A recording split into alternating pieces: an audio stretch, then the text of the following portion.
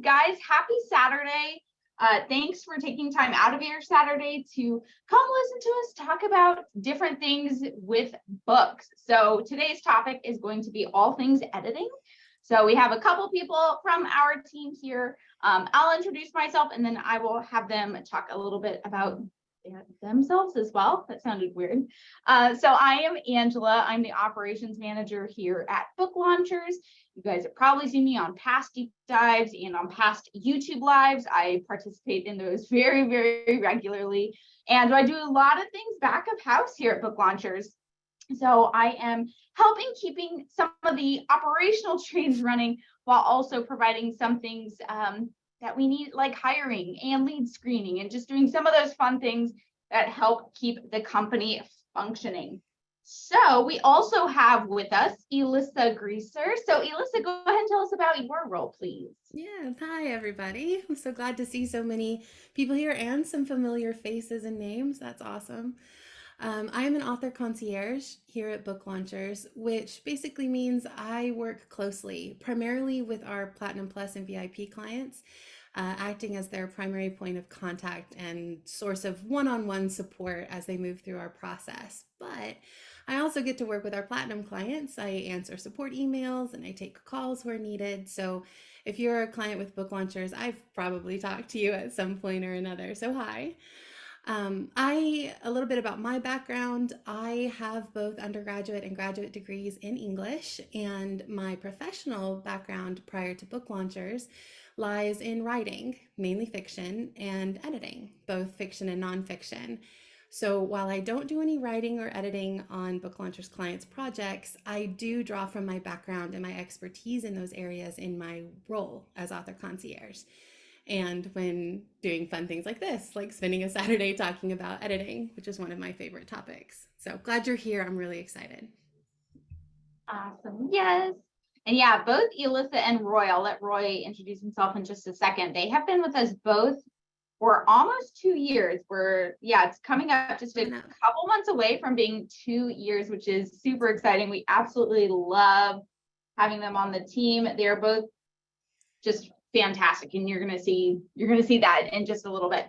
So Roy, please go ahead and introduce yourself. Well, hello, everybody. As Angela said, my name is Roy, and I've been with Book Launchers for almost 2 years, along with Elissa. I'm a client care specialist, and so that means I'm working on the support side of things with both Jacqueline, who's our production manager, and Elissa. We all sort of do the emails and respond to you all, moving your project along in the back end, making sure that we get that book to a polished place that's ready to be published. So I'm excited to work with you all. If anyone's on here, there's a lot of people, so I can't see everyone yet, but it's good to see you all. Yes, and how I mentioned when I was introducing myself, I keep the trains running on the operational side. Elissa and Roy are hugely important to keeping our book projects moving forward. So they are absolutely vital figures in our Book Launchers team.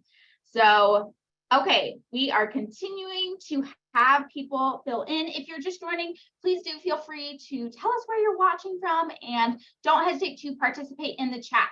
And before we dive in, if you have questions along the way, please do submit them to the chat. I would ask that since Elissa will be giving us all of her knowledge, we don't want to bog her down or distract her with sending direct messages to her. So if anyone doesn't feel comfortable putting a comment or a question out in the group for everyone to see, you can DM me. Otherwise, please just post it for everyone.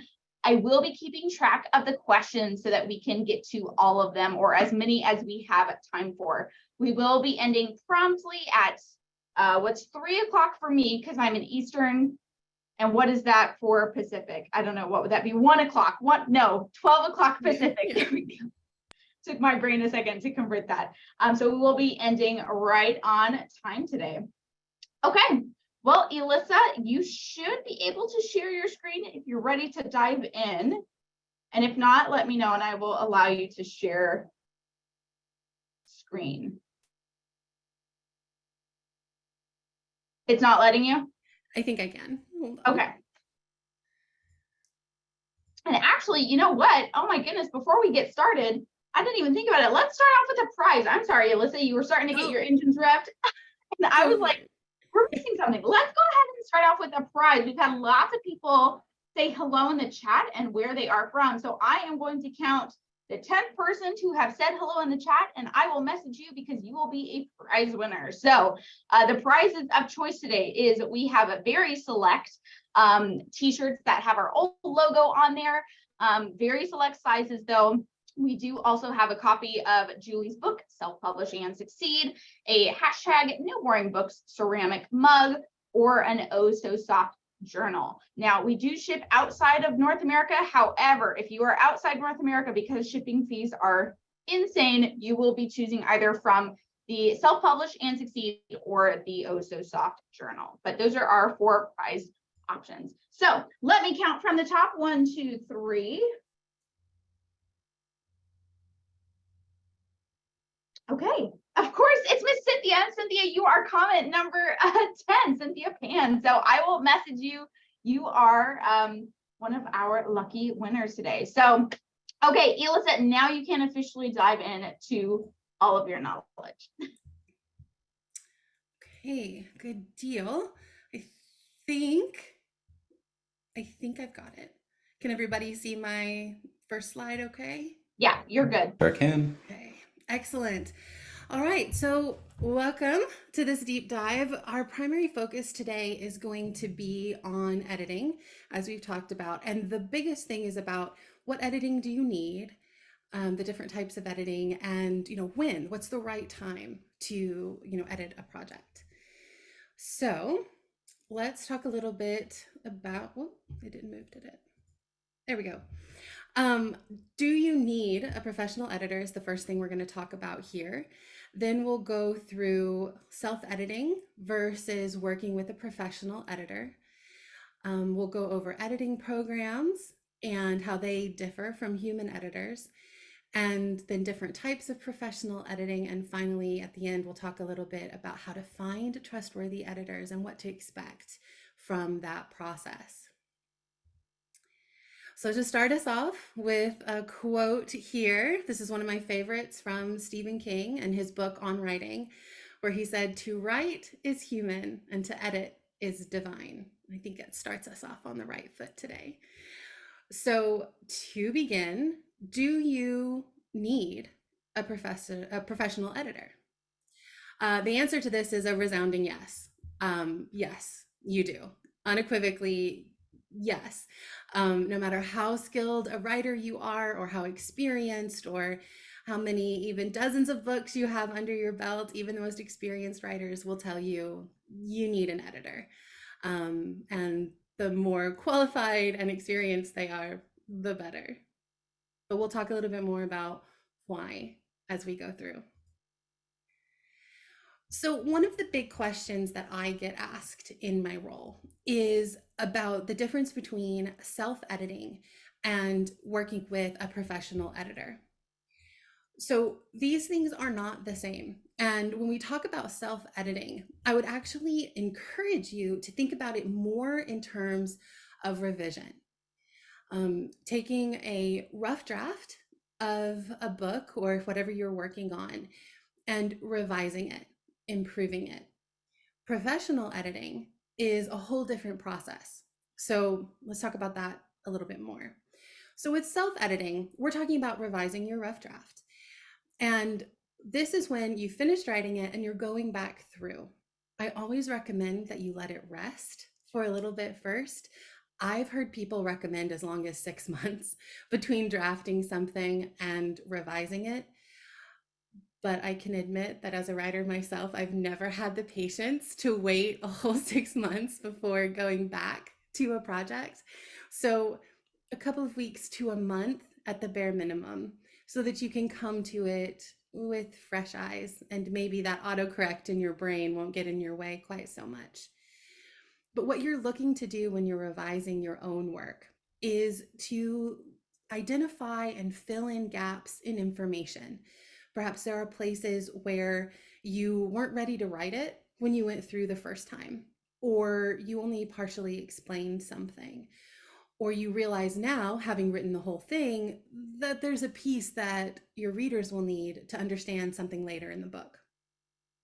It's a great thing for you to go through and look for those things yourself. You could also adjust wording for clarity. You could look for places where, if you're like me, you were going so quickly and you left words out, or you doubled words, or you wrote the wrong word and you're not sure why, but it doesn't quite make sense. You may be able to catch some of those things for yourself, which is great.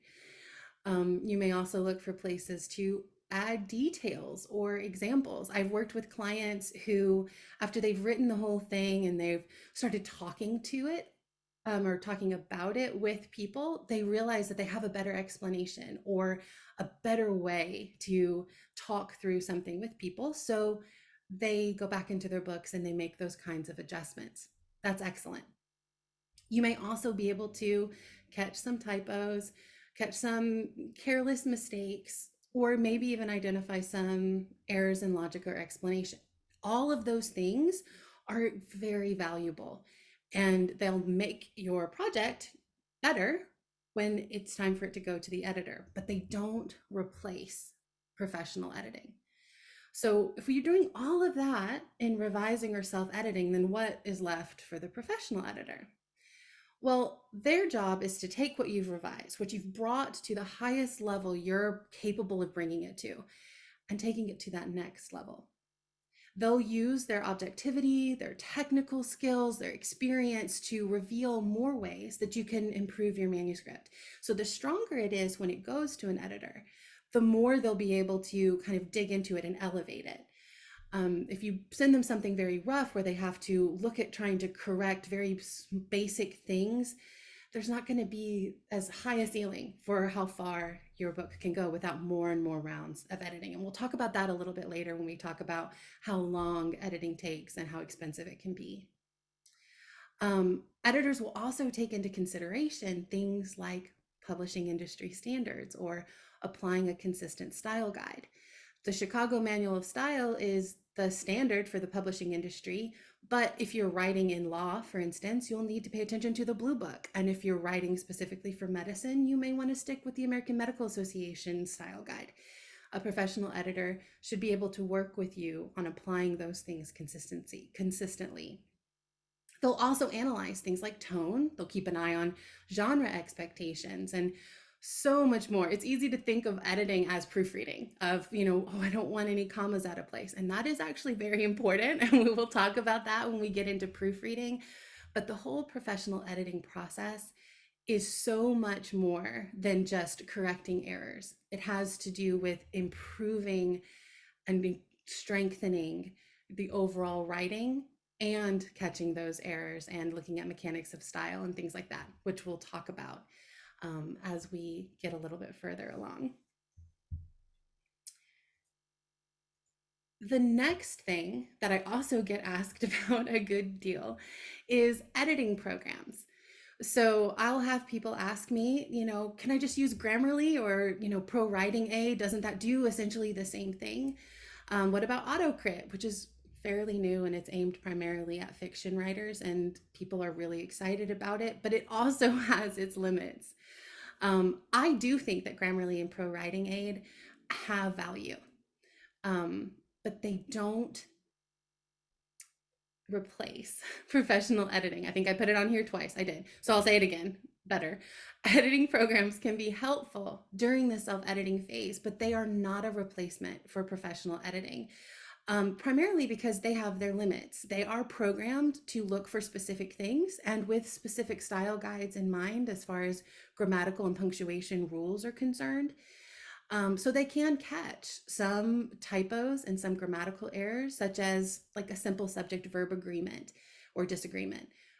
And if you're just starting out, you may actually learn a lot from using one of these programs to help you revise. It may help you identify words you often misspell or grammar mistakes you often make, because there can be a big difference between how we speak and what reads well on the paper. And so you may be very comfortable talking about the areas of expertise for yourself, but when you put it on the page, you may find that there are common mistakes that you often make. And these programs can be great as educational tools to help you improve your baseline. However, there's a lot they can't do. These programs, although they are continuing to get better and better, they fall short on things like analyzing overall structure, which we're going to talk about when we get into content editing. They can't really talk about the connectivity of ideas and whether, something you talk about in chapter 2 relates really strongly to something you talk about in chapter 7.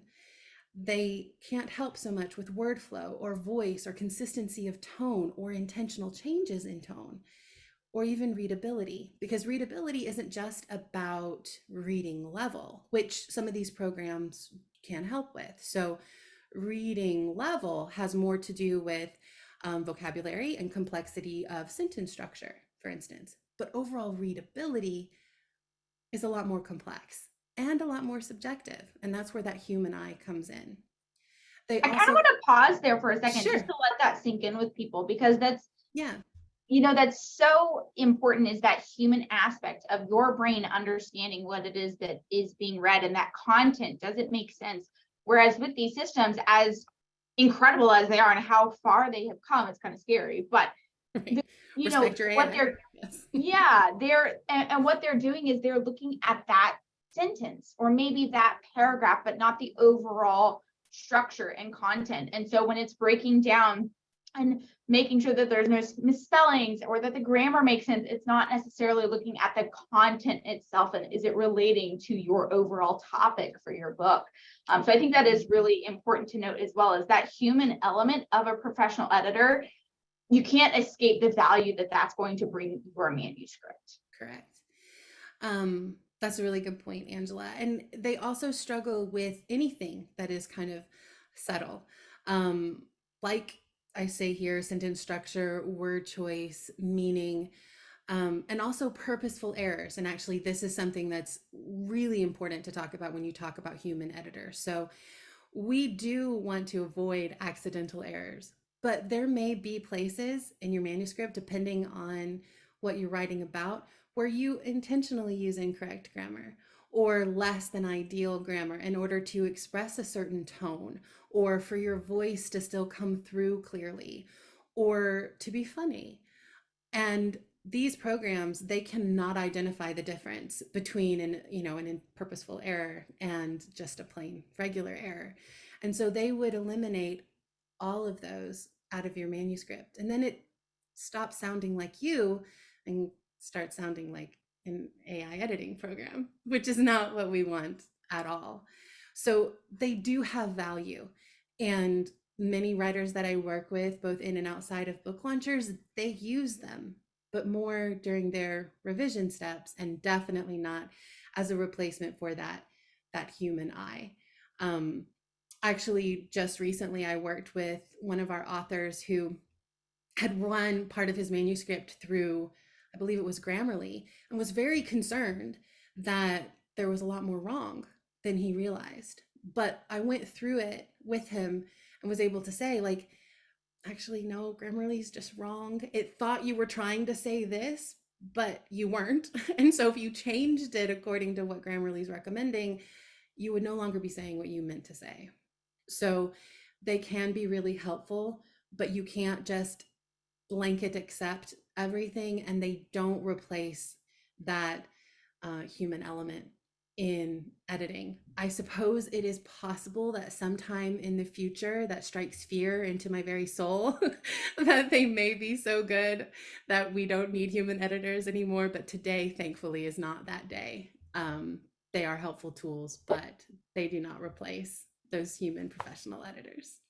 Yeah, not at all. I was going to say, Elissa, I was tempting to do that except all, because I've used Per Writing Aid myself in my own editing, and it's great for supplemental, but you do have to go one by one on those edits, because it's interesting that sometimes you make the change that they suggest, and then it creates another change for that exact same thing, and they just suggest a change. So it just confuses you even more.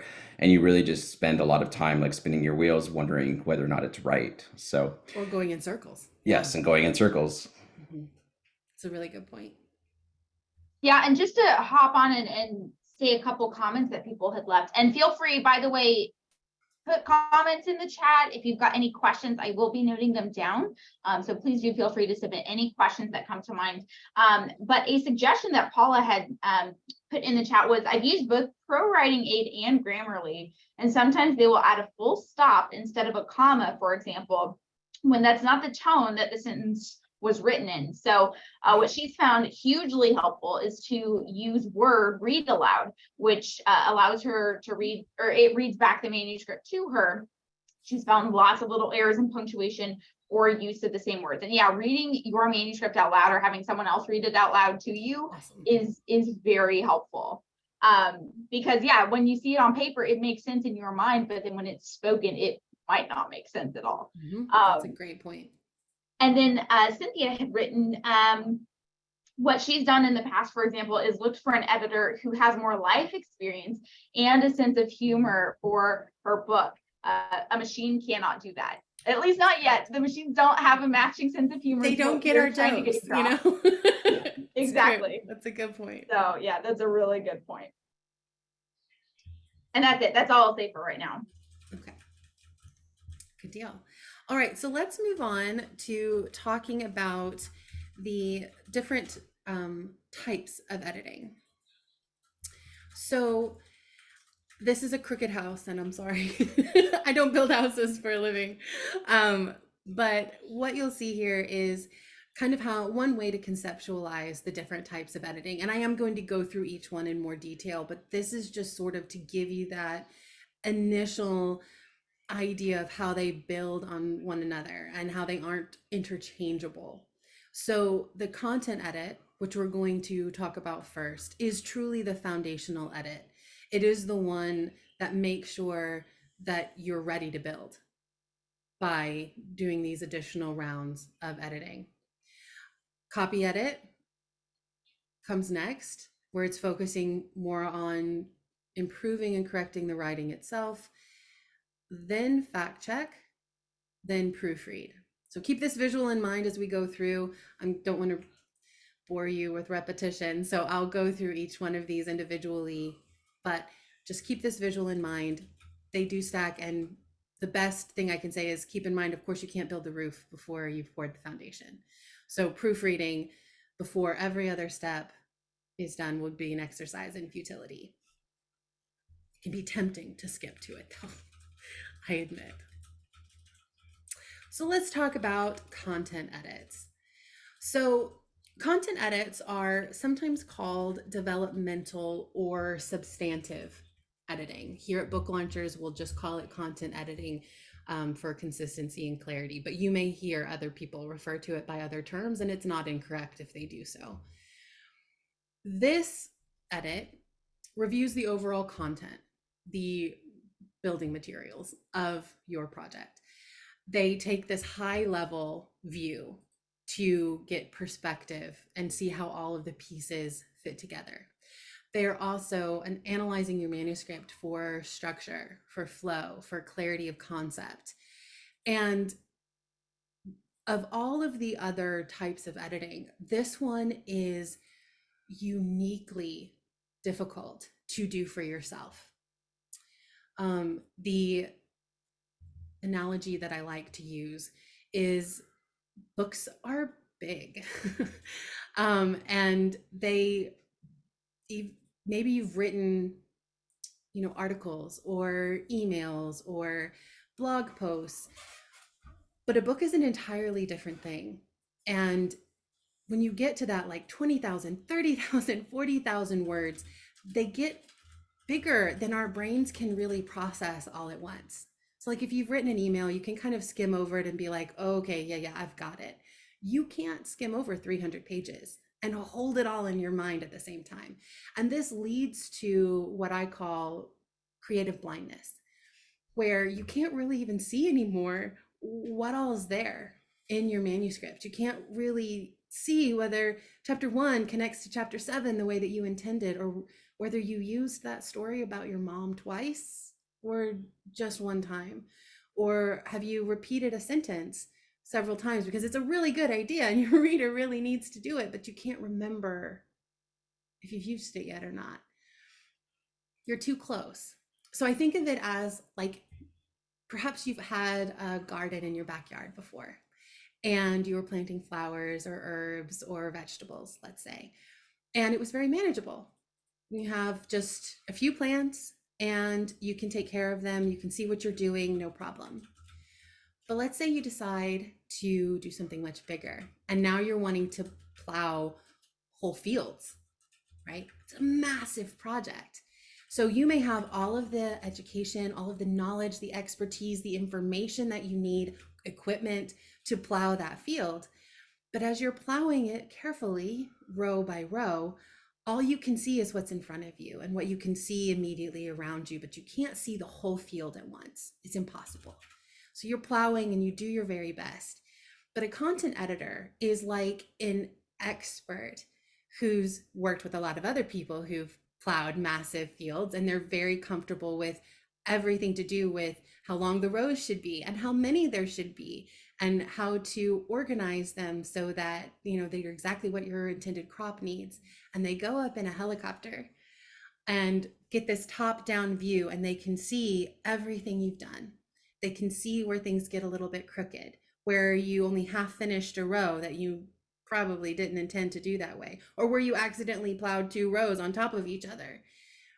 They have the perspective and the expertise to be able to analyze the full picture, identify problems, and then communicate to you exactly how to fix them from where you are, knee deep in the mud, trying to complete this goal that you've set for yourself. So that's how I conceptualize content edits. They are providing something that you simply can't do for yourself. Because you might ask, oh, I could go up in a helicopter and get that view, but you really can't, not for yourself.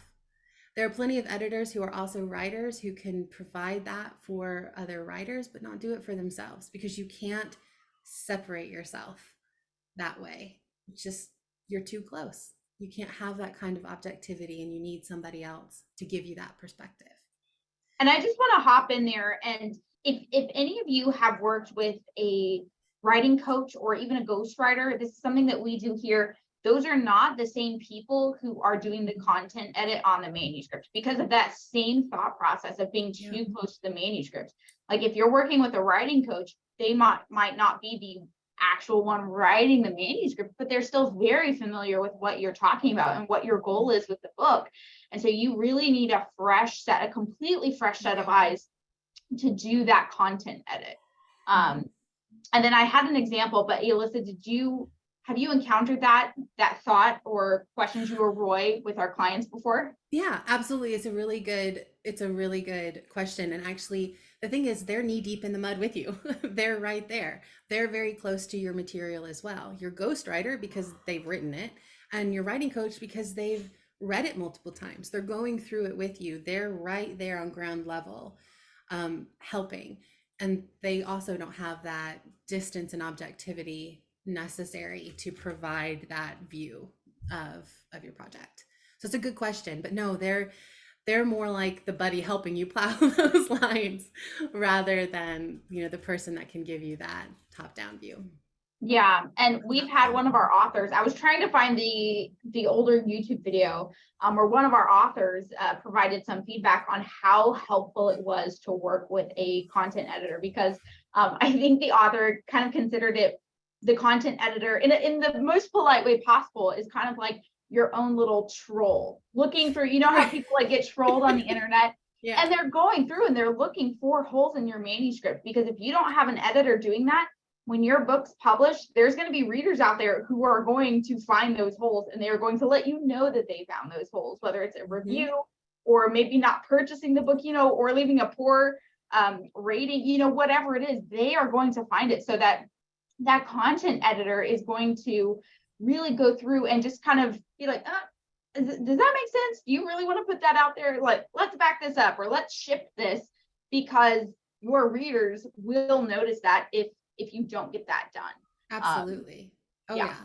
They try to be avatars for your intended readers and look for places where something is missing that the reader might need or want, but also where, you know, playing devil's advocate to see where there might be gaps in argument.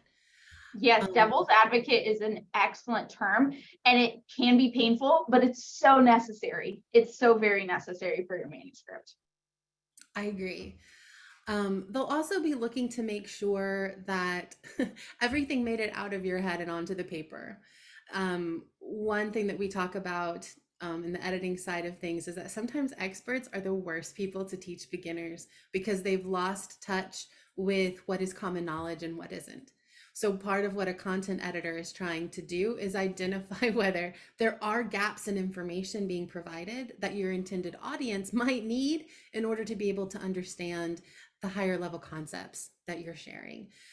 This can happen too with memoir when you're telling a story about yourself or about your life, and you might leave out key details because you know them so well that you just sort of accept that detail and tell other things. But a content editor can help with going, oh, wait, hang on. Like, wait, I don't understand this because this part of the story is missing. And it can be really hard to see that for yourself because you know it so very well. They also check to make sure that you're setting yourself up for success in terms of how you're presenting information to the reader. So that falls into things like, can they tell really early in the manuscript when they start reviewing it what the book is about and who the book is for? They want to be able to identify the intended audience readily without outside information, and also, what it's about, what the reader can expect, because every book makes a promise. And part of the content editor's job is making sure that the promise is fulfilled over the course of the book. The promise you make in the beginning is one that has been met by the end. And that is the same promise, that you don't say, hey, here's a book about ABC. And then by the time you get to the end, it's like, well, that was more like, I don't know, GHI or something. I'm not sure. So that's part of what they're looking for.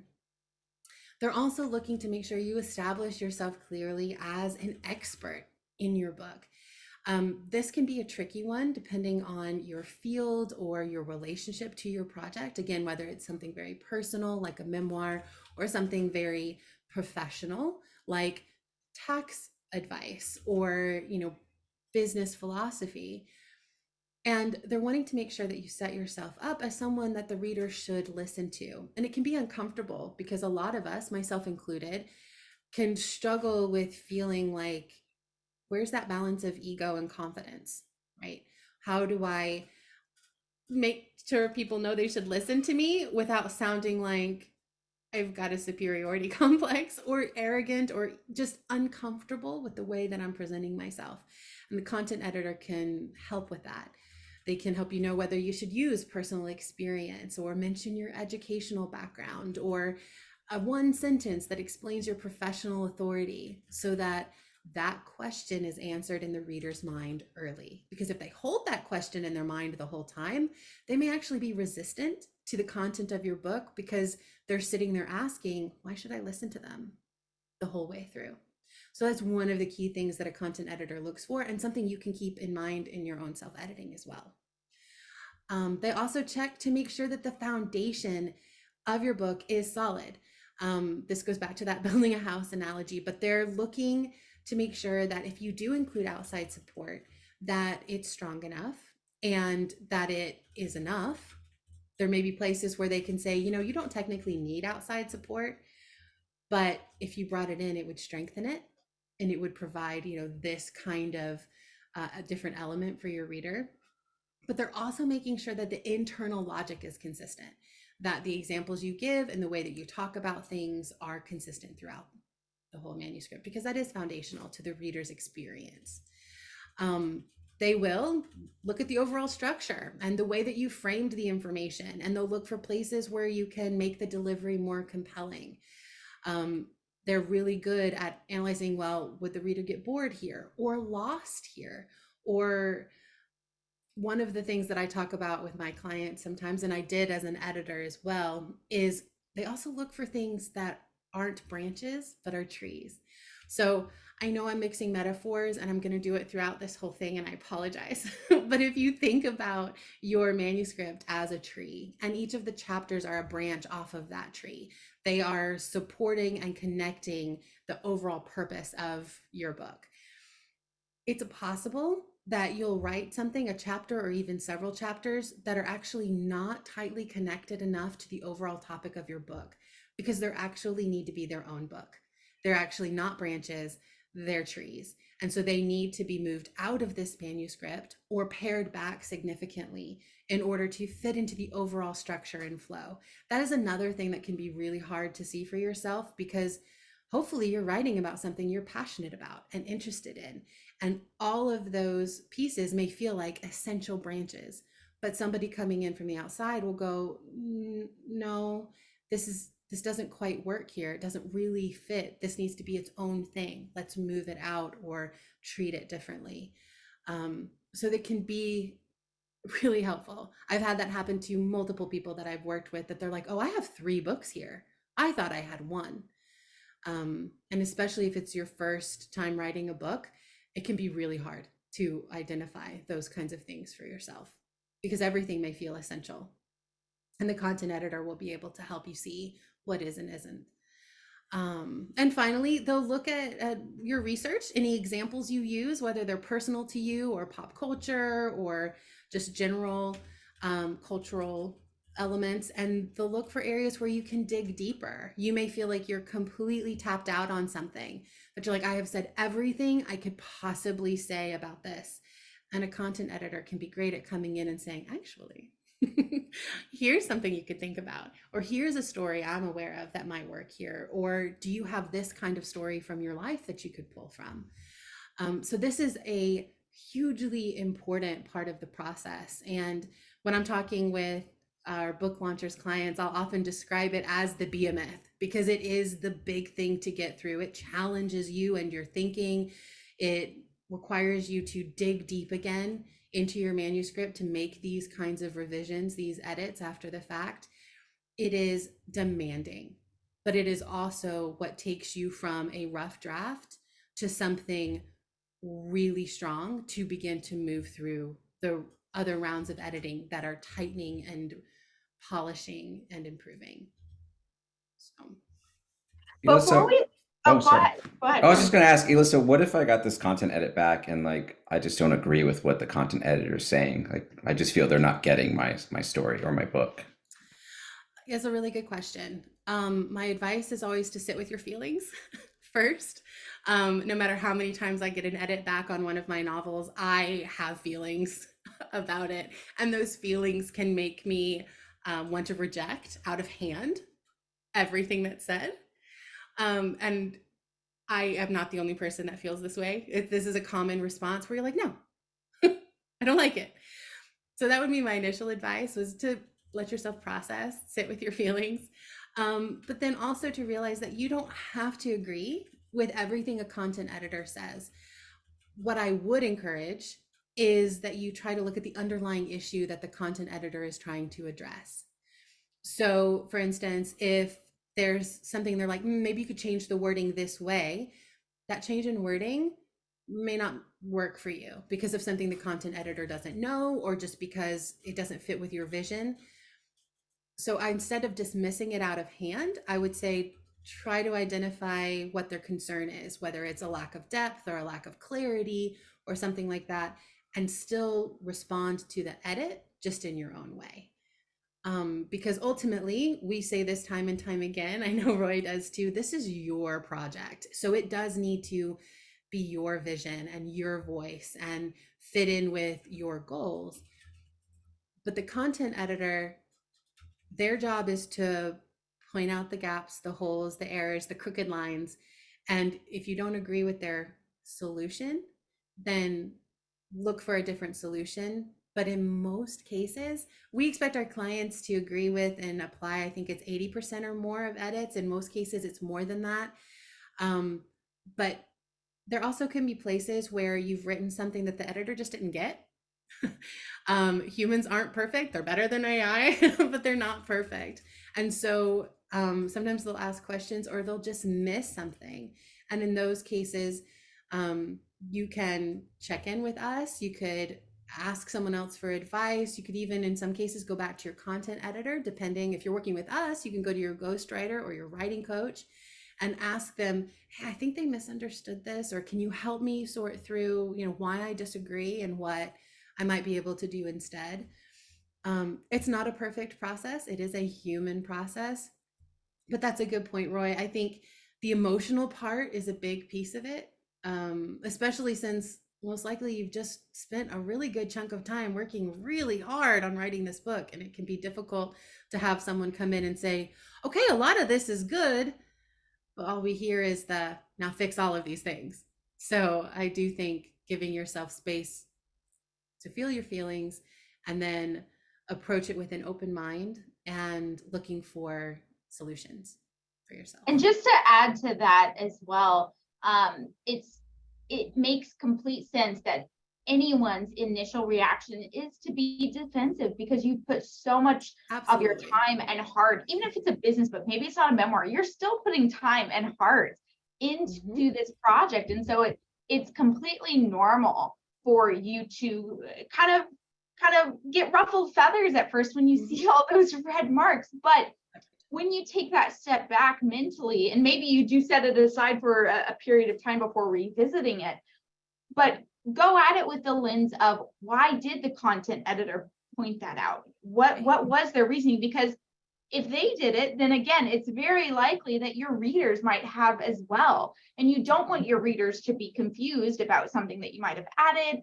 or to kind of question your authority in the field. Those are some of the things that a content editor, as Elissa pointed out, they're also going to point out. So why did they make that suggestion? Why did they, say that maybe I should add something else here, or cut down on this just a little bit? And it is for a reason. It might not seem like it, but they're actually looking for your manuscript's best interest to do some of those pieces. And Absolutely. before we move on to the next section, Elissa, in case you've got more to add here, I want us to take a quick break and answer some of the questions, and also give away another prize. So we are going to do a skill testing question. So feel free to get your fingers ready, whether you're on your phone or a keyboard, to answer this, because our question is going to be, it's not really a skill testing question, I should say. More just, we're curious to see what experiences you guys have had. So if you have worked with an editor in the past, was there something that you learned about your writing style that your editor pointed out to you, or that you saw their suggestions and that was like, oh, I learned something about my writing style now because of that? So if you worked with a beta reader or an editor, what did you learn about your writing style? And so we'll pick our favorite and say who it is and put it in as a winner. And while people are putting what they learned in the chat, let's go through some of these questions. And Elissa, forgive me, I was trying to find if you had put this in your presentation or not, but Tom had asked earlier, the question for me is how to find an editor that we can trust, whether they're professional or not. Yeah, so actually I will say hold tight. That is something I'm going to talk about towards the end. Yes. Okay, I thought potentially. There is a question from Eric that I will save at the end, because he's like, this might be a can of worms, and I think it will be. So we'll hold that one for the end. Okay. Okay, and then Bonnie had asked, I had a sensitivity reader review a case history I cited in my book. Where does that type of editing fit in the flow of editing? That is a really good question. I would say probably a little bit later in the process. I would say maybe after fact check, if you've gone through content edit and copy edit and then fact check, so that it's as complete as possible, and that the way that you're saying things is as complete as possible, because otherwise a sensitivity reader might flag things that you have already were going to fix.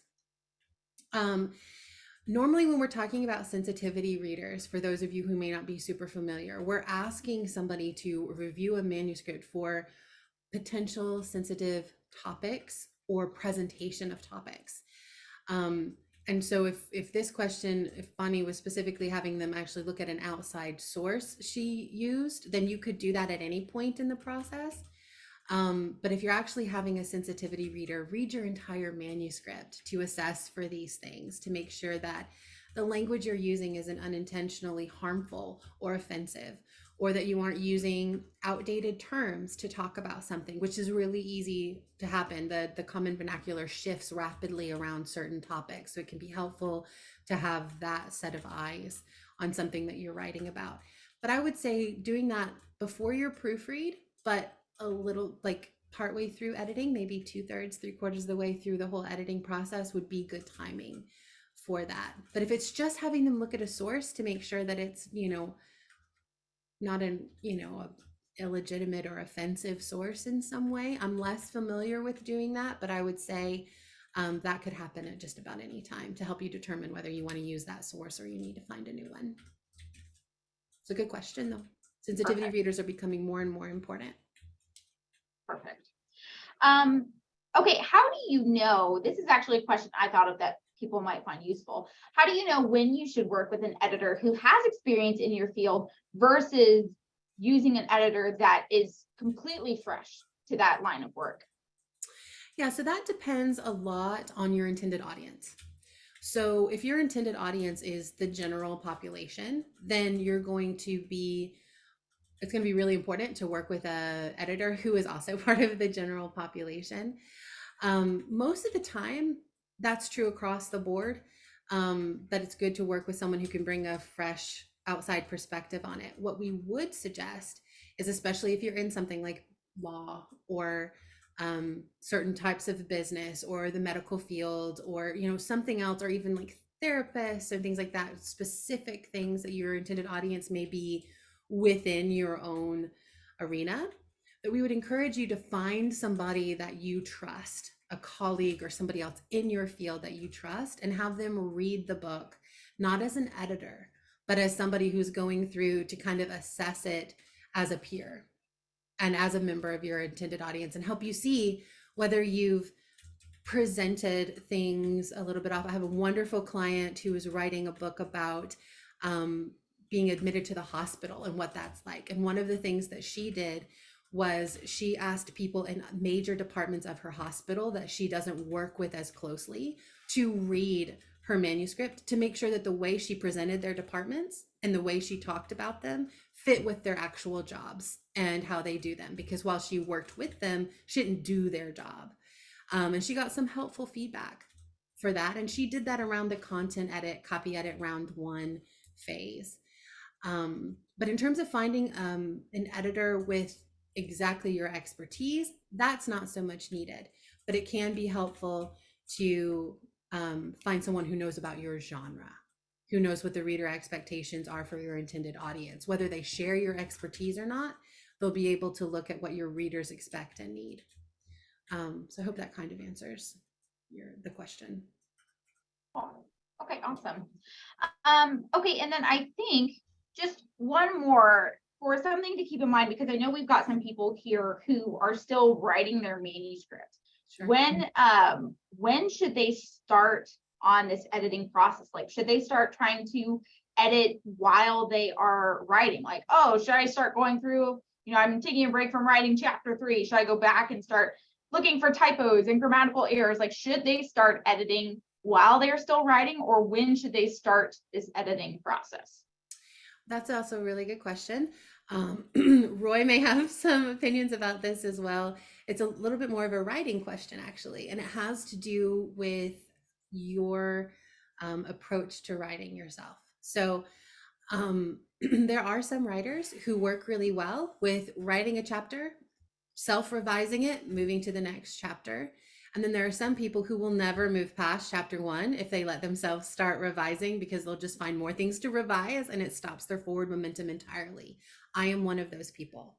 So I try to shut down my inner editor and perfectionist by just keeping moving, always forward when I'm writing something, and telling myself over and over again, I will be able to go back and fix it.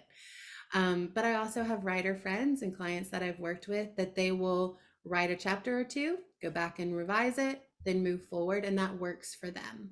What I would say is that neither approach means you don't then need to do a whole big picture once the entirety of the rough draft is done, pass at self-editing, because there are certain things you cannot see when you're looking at it piece by piece. that you have to be able to kind of go through the thing as a whole. So there's not a right or wrong, it just, except for your specific process and what works for you. Revising as I go along is wrong for me, but it may not be wrong for somebody else. Yeah, I'm definitely in the camp of finishing the first draft and trying to move forward completely through the entire thing before I start any sort of edits. I think it's helpful to go back and edit in certain chapters if maybe you realize you forgot to put something in that chapter and you need to go back and add it. But as far as getting bogged down in correcting grammar and sentences and things, that tends to just be procrastination activity that prevents you from finishing. Avoidance. So just know that you can always correct those things, and you should just worry about getting that content out and making sure that you're getting all those pieces in place, because later on you'll be able to shift them around and really polish things up and get it to that place. That's an excellent point. And I liked what you said about going back and like leaving notes for yourself or going ahead and adding something so you don't forget. That's actually a really good point. It's something that I talk to my writers about sometimes, is to say, if you know you need to go back and add an example in chapter 1, but you're struggling with forward momentum, keep a running list of things that you want to add and where, so that you can have peace of mind that you won't forget and you know where those pieces go, but you're not stopping yourself from moving forward with the draft. Because honestly, finishing that initial first draft can be the hardest thing in writing a book. Absolutely. Yep. So Yeah, and that piece that Roy said about if you're using this as kind of like a crutch for procrastination, that could kind of, if you're aware that you're doing it for that, be aware so that you don't truly procrastinate finishing your manuscript, because there are people who have unfinished manuscripts for years and years. So as Elissa just said, getting that first manuscript done, you can always go back, but getting that done is such a huge milestone in this process. It's something to be celebrated. You can always go back. And with all of this, something to keep in mind is years down the road, you can go back and read your manuscript and you would still find things you would want to add or change. So the process is, in a sense, never done, but finding that place where you are comfortable and you feel good about what you have in your manuscript, that is something huge. And you can go back and modify and then start to polish it up and make it reader ready. But that's a huge, huge piece of this process. absolutely. And we do have a prize winner before we get to the next section. So again, what it was what is something that you learned from working with an editor, and you learned this about your writing style. And Lois had written that she learned about, she writes the way that she speaks. So she learned that she uses more jargon. So Lois, you are our prize winner for the second prize. I will message you about what to do so that you can claim your prize. But yeah, we actually had another person at least put a similar thing on there. Lois's comment was first. But yeah, very, very interesting.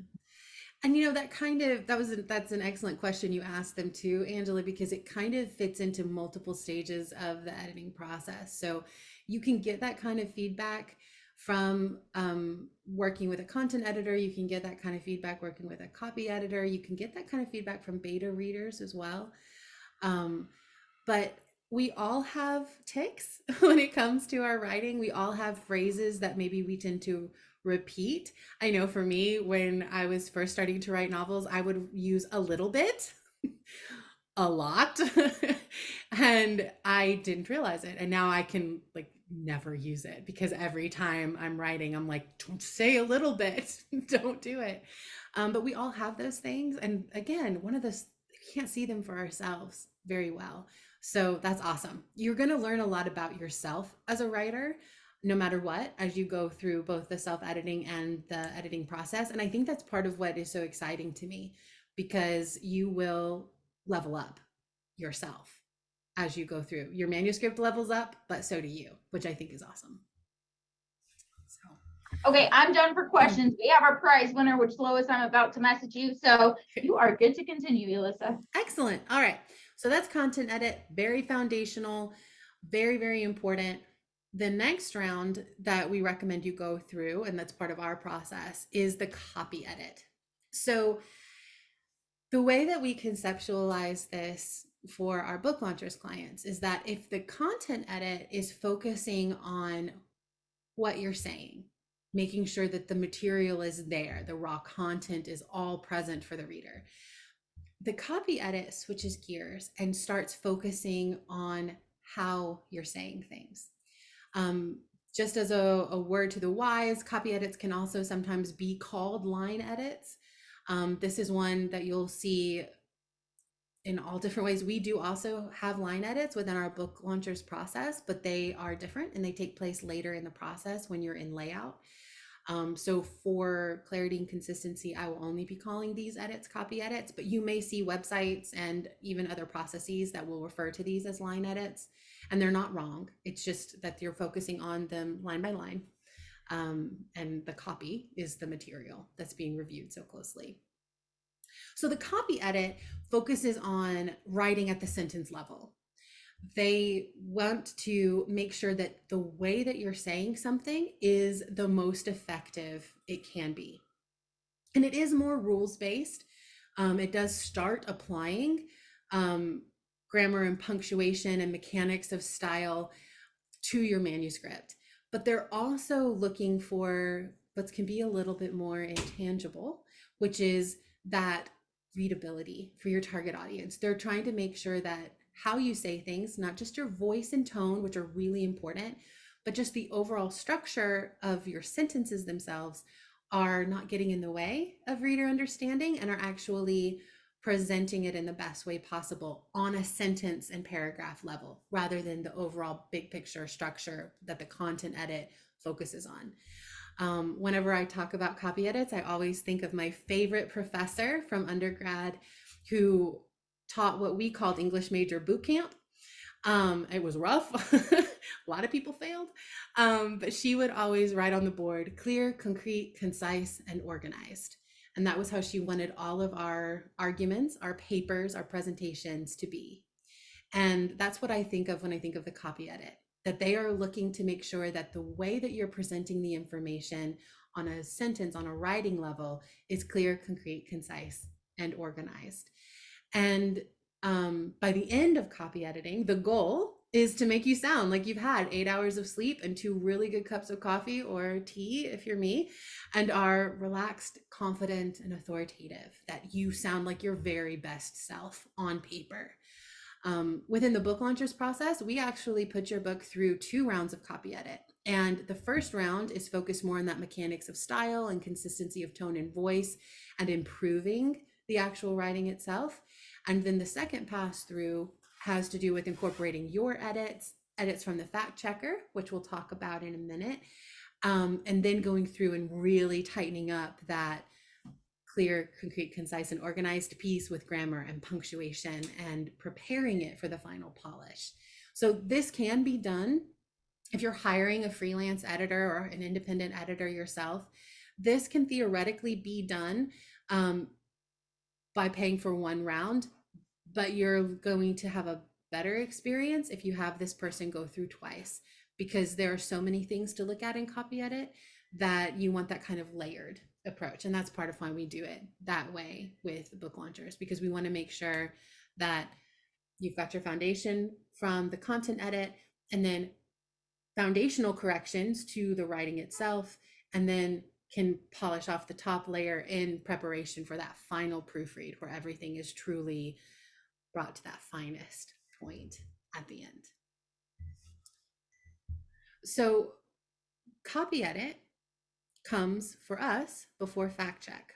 So let's talk a little bit about fact check. So this is something that I wasn't actually super familiar with before I joined book launchers. It is a part of our process, and it is something that we train editors to do for us. But it is becoming more and more important, just like we were talking about sensitivity readers. Fact checks are becoming more and more important. And this is something that you can do some of this work yourself, but it can be really helpful to have a professional do this for you.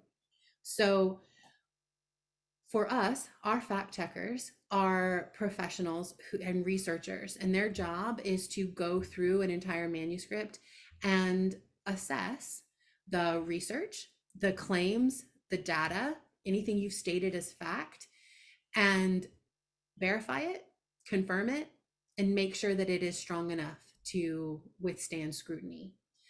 For some books, this step may be less important. So we don't actually insist that every book in our process go through this round of editing.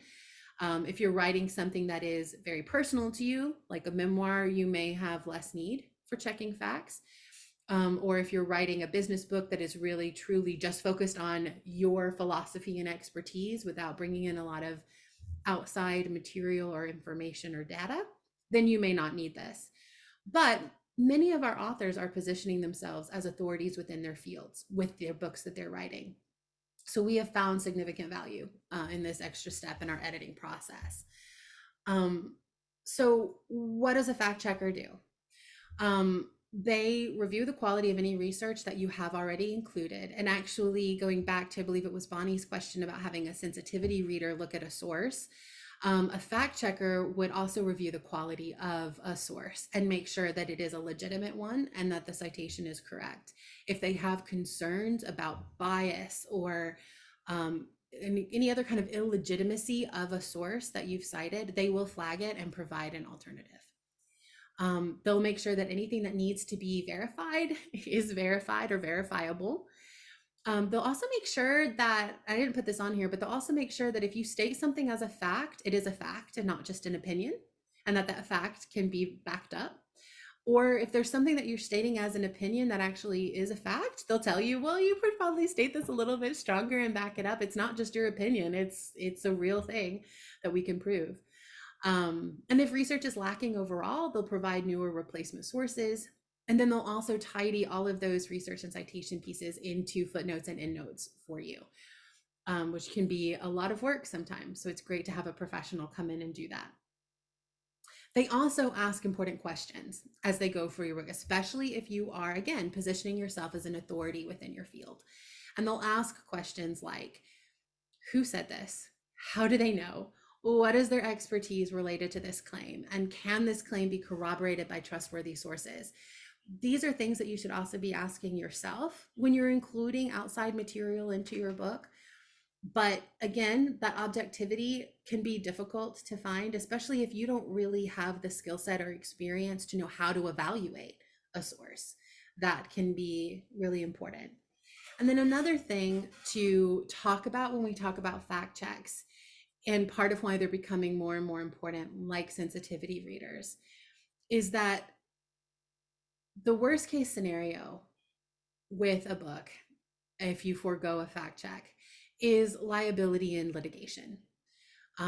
Without care, an author could unwittingly find themselves in breach of someone else's intellectual property rights, for instance. If you're not super familiar with where the line is when you're borrowing content, failing to acknowledge an existing trademark or copyright, or using someone else's work without proper citation or even permission sometimes can have repercussions for an author in their book. And in a more general sense, fact checking is an issue of professional integrity.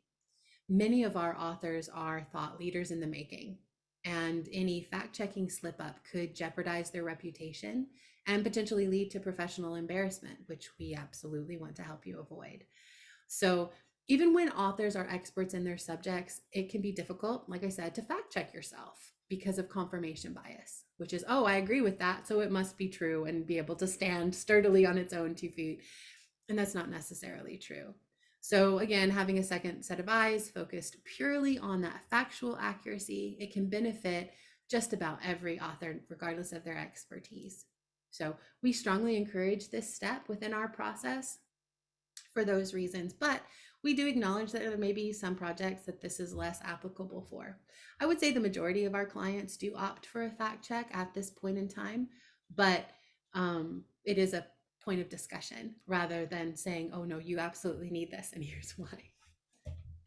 Yeah, I want to touch on that a little bit if I can. Sure, So yeah. sometimes a client says, well, I don't need a fact check. I don't have any studies. I don't have any, data, things like that. But then we open the manuscript and every single chapter start has a quote from somebody else. And so each one of those quotes, we do need to fact check because we want to make sure that it's going to the original person who said it. Oftentimes quotes get requoted and requoted again, and the person thinks that they have the correct person, but it's not attributed, to that original. So if you're using quotes at your chapter starts or sort of anywhere else in the book, we do want to verify those and try to get to that original source. Yeah, that's actually a really, really excellent point, Roy. Thank you. Sure. And speaking of original source, Wikipedia is not an original source. So if Please, you're goodness, pulling no. if you're pulling information from Wikipedia, please try and research it to an original, source yourself, or we will definitely try to track it down for you. That's right. That's actually a good point. A lot of people don't realize that Wikipedia can be edited by literally anyone. So someone can edit Wikipedia and put false information in there. However, if you are currently citing Wikipedia, fear not. A lot of entries do have a endnotes at the bottom that may take you to a stronger or more direct source for your information. So that can be a good place to start. But generally speaking, yes, the age of the internet is incredible in the sense that we have more access than ever to information, including great quotes that we want to include in our books. But at the same time, it's a double-edged sword because there's a lot that isn't verified on the internet. And so unless you know how to really chase something down to a primary source or as close to a primary source as possible, then you can easily be led astray by someone who sounds like they know what they're talking about on the internet, or a website that looks great that says the Dalai Lama said this. And it may not be true at all. It might have been, Dave next door. So we have a question posted that is actually right on point with this. Okay. What if a quote is credited to more than one source? How do you choose which one is to be credited? That's a tough one. And that is part of what a fact checker would try to chase down. They would try to find the oldest or most original source for that quote. I've seen them come back with like newspapers from like 1847 where they're like, this was printed originally back then by this guy who was writing about the railroad. That has happened. That would be their first stop. But otherwise, sometimes we'll just say something like commonly attributed to this person, but not verifiable. And so we will mark that, and you can often still use that quote.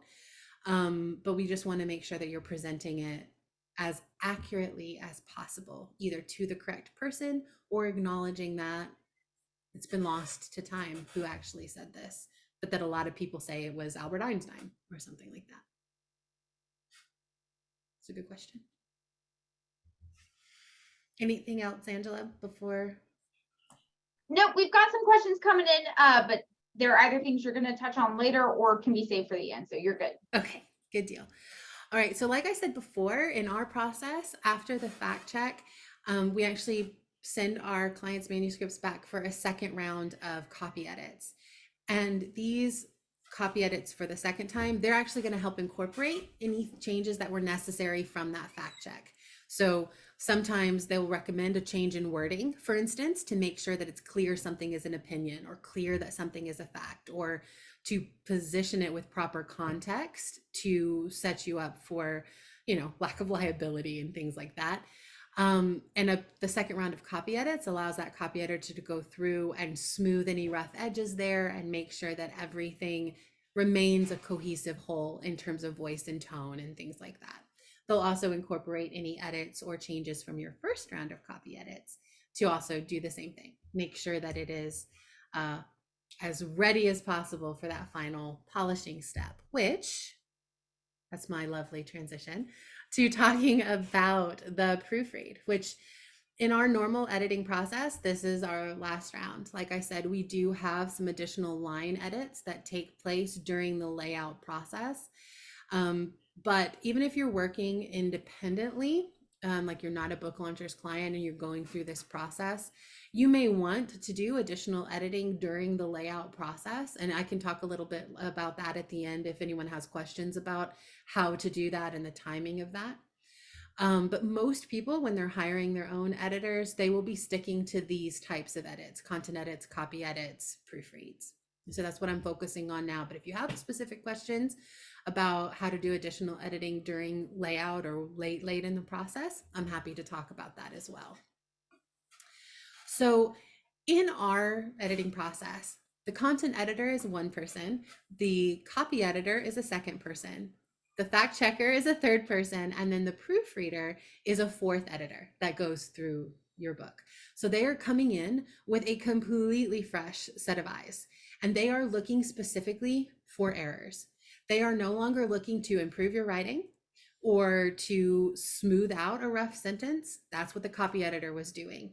They honestly don't care if a sentence reads kind of rough.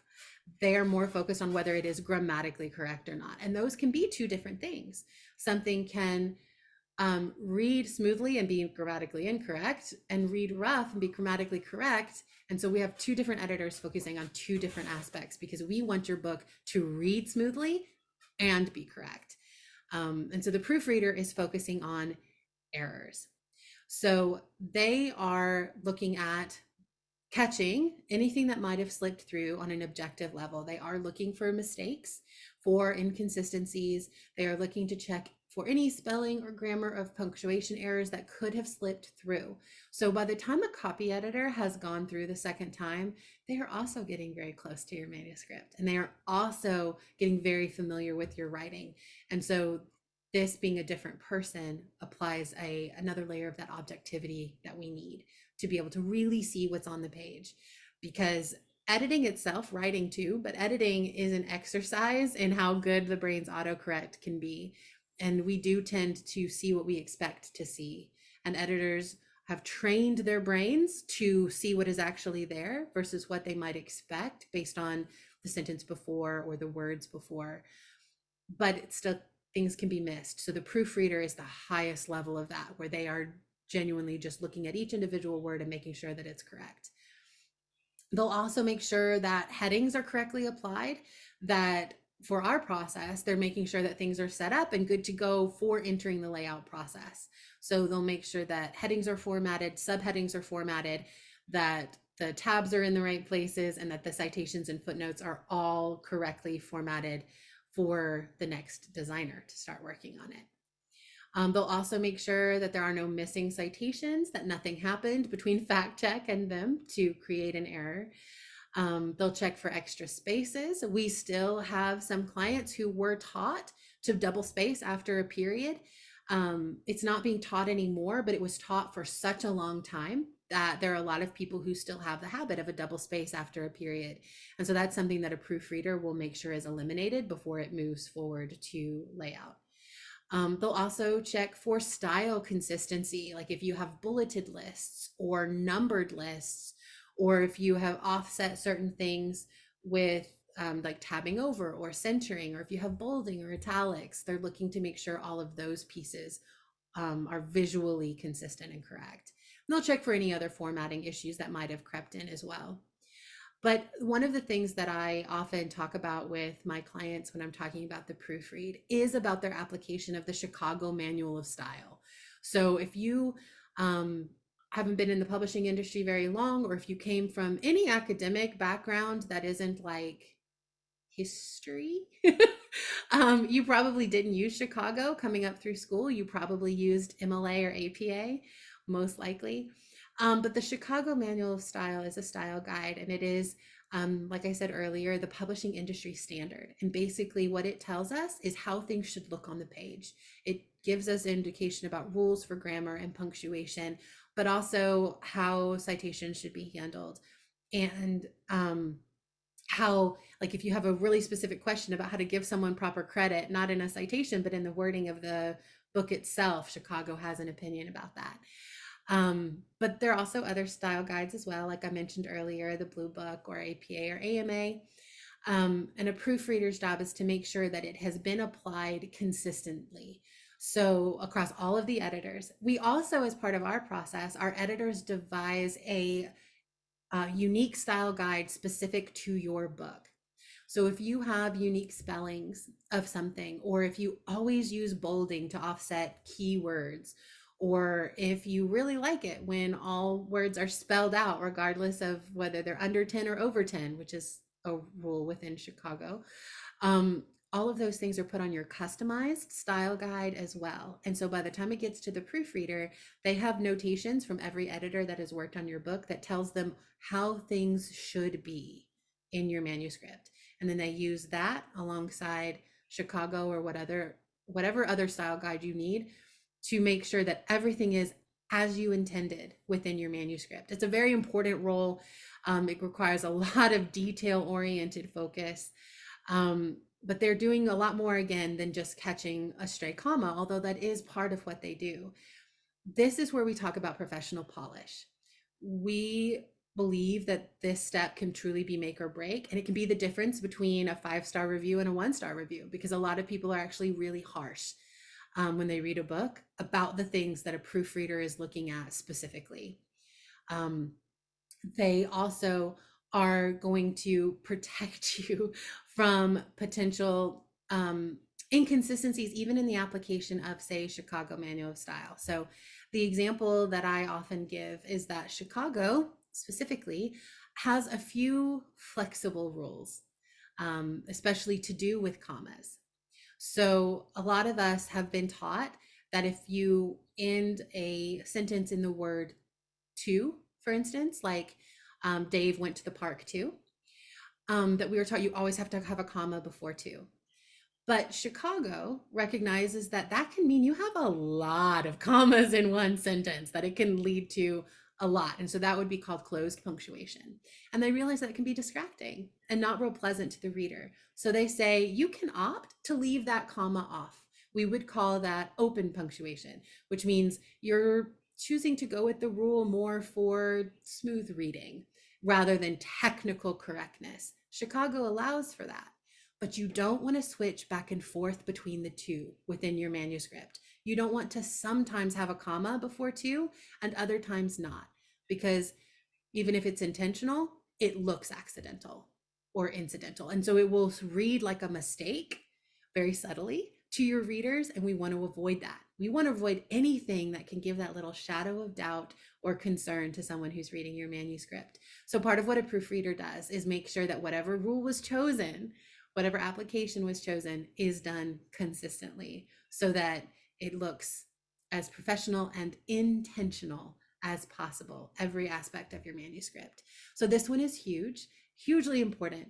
But I hope you can see by how we've gone through these different stages that if you tried to do a proofread before the content edit, when all of the structure is there and all of the material is as it should be, or before a copy edit, when the writing has been strengthened and adjusted and corrected, or before the fact check, where they make sure that you're saying things the way that you should and that your support is all where it should be and that everything is formatted correctly. If you do this one too soon, you're not going to get this value out of it, because what you're needing is that everything is as correct as possible, and then the proofreader is going to come in and make it even better, polish it even more. So this is a vastly important part of editing, but it is not the only part. And it's most powerful and effective when the other rounds of editing have been performed to a high level as well. So speaking of the timing, Elissa, Paula had asked in the chat, is the and I know you and I know this, so let's go into the why of her question. Sure. Is the proofread to be done before or after a full layout? And I am adding why. Why do we do it when we do it? Yeah, so we do it first, partially because a lot of what they are looking at is formatting. So they are making sure, again, like those headings and subheadings are all consistent in where they are before they're flowed into a layout. That allows the designer to make decisions based on what's already been decided, and that makes a huge difference. It also is the most flexible time. So once your project goes into layout, it is locked in. And not to go too technical here, but the programs that are used to lay out professional interiors, they are subject to what's called flow, which means if you change something on one page, it impacts every page after it until a specific breaking point. And so we want to minimize as much as possible any changes that might need to be made to the layout once it has been done. So we want to catch everything we possibly can at proofread and have it be as perfect as possible before it gets there to minimize what needs to be changed during layout. And I think now is probably a good time to talk about what editing we do actually do during our layout process. So you can do as much as you possibly can all the way through editing, and there's still the possibility that certain things will slip through. So once our authors are in layout and they've got their full layout, the entire thing, they'll be sent to them in a PDF. And this PDF is going to look very different from the Word document that they've been working on to this point.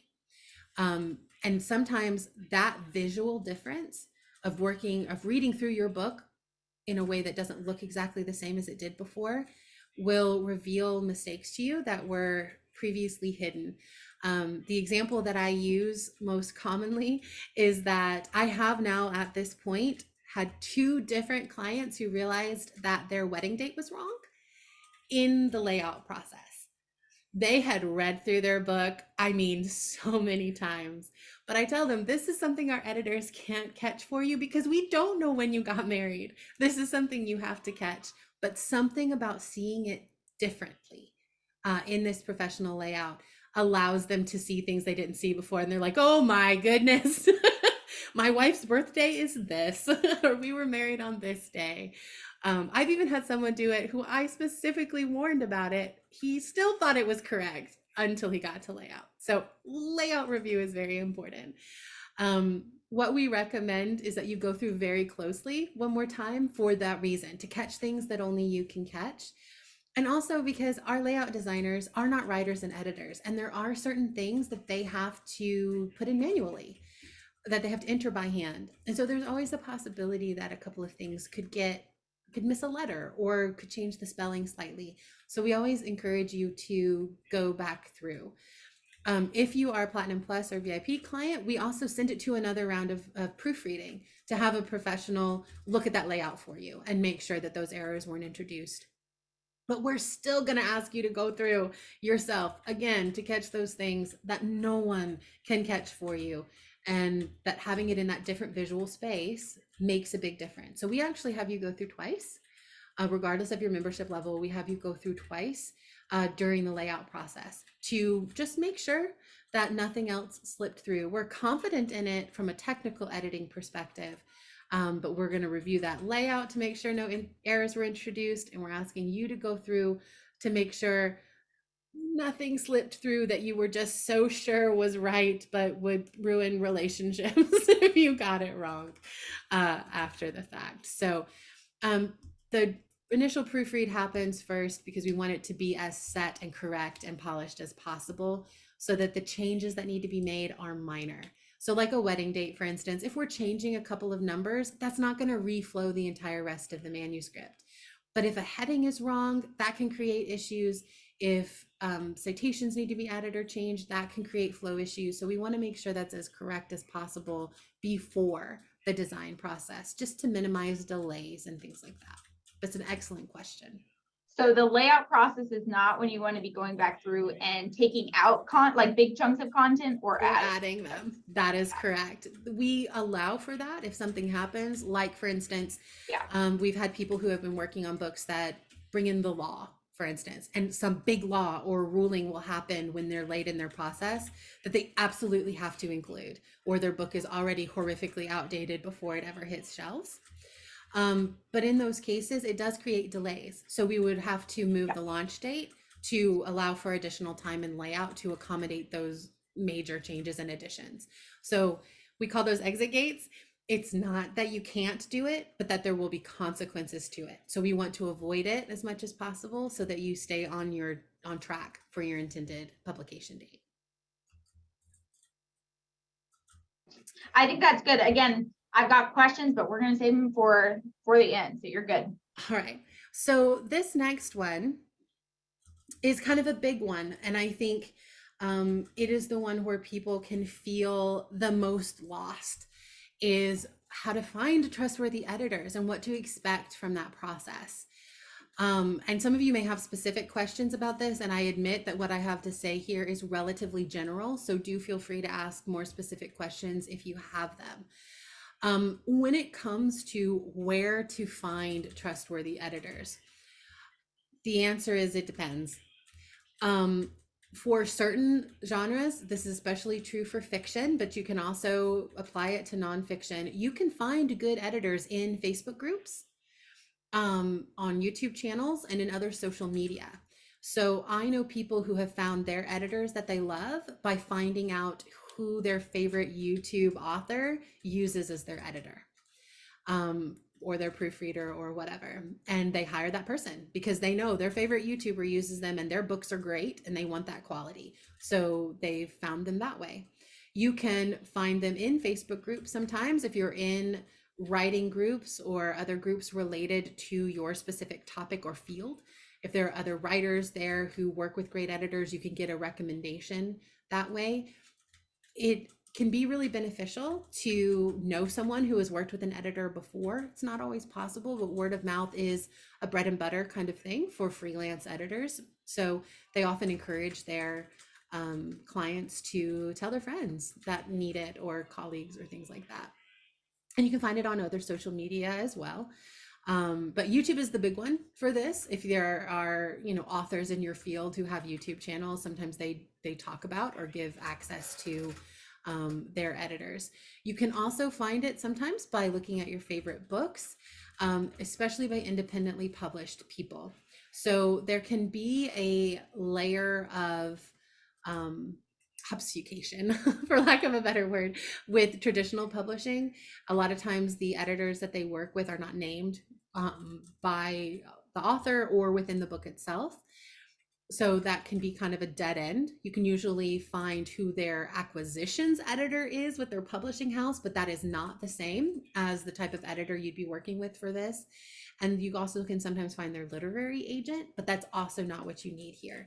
So you're going to want to focus on people who are independently published because they most likely hired their own editors or worked with a company that provided an editor for them that might be a lead for you. Other places that you can look, Fiverr is one of them. This one is definitely hit or miss, and it does come with a warning label that anybody can set up shop on Fiverr. This kind of applies to Upwork as well. That you will often find editors who offer to edit for you for very little. And what you'll find is that they may not actually be able to edit for you.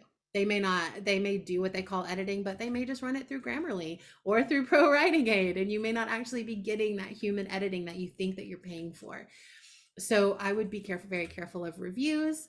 I would make sure that they had a lot of clients already through Fiverr or Upwork before landing on someone. And I'm going to talk about it in just a minute more, but always get a sample edit. Always when working with a new editor. And I'll talk about that a little bit more in a minute. Places that have a little bit more quality control that I feel more confident recommending to you is Reedsy is one of them. They do require that you prove yourself more than any of these other sites do, that you have qualifications and expertise. So that's kind of a step up. You can feel a little bit safer hiring someone through Reedsy with more peace of mind. And then there are other places that you can look for people who have been vetted. So I have on here the Editorial Freelancers Association, the Society for Editing. They have an editors for hire area that you could look through. New York Book Editors is another one.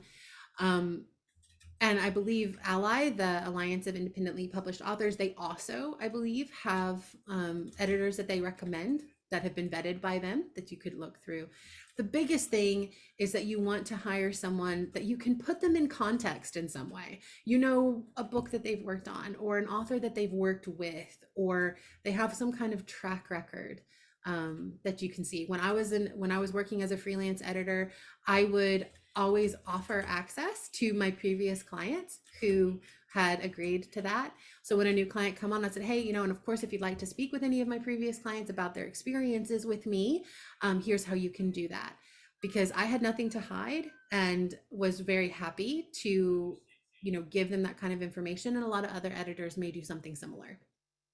So keep that in mind. And it's not a bad thing to ask either. It's like, is there a previous client who might be, willing to talk to me so I can ask them some questions about, what the process looked like as the writer in this relationship? That's not offensive or inappropriate to do that. And then if an editor really balks at that, like seems really uncomfortable, that would be a red flag for me.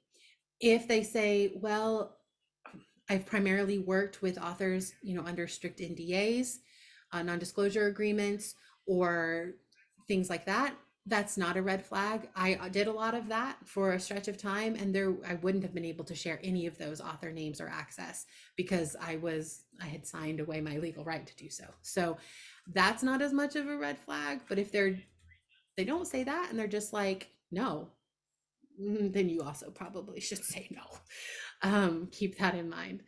So what to expect? As a general rule of thumb, you get what you pay for. If you go through Upwork or Fiverr and you go with the person who said, hey, it's $5 for your content edit, you are going to get $5 worth of quality, most likely. I don't want to sound elitist here. I want to be careful. There are plenty of good editors who are just starting out, who are less experienced, but may do a really good job, and they are selling less or charging less for their services.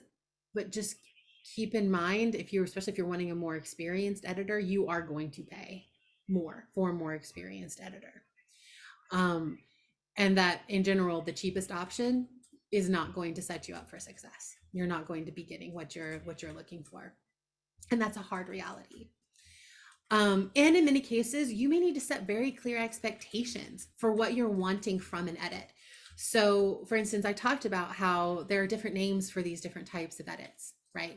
Like you may have a content edit or a developmental edit or a substantive edit, or you may have a copy edit or a line edit.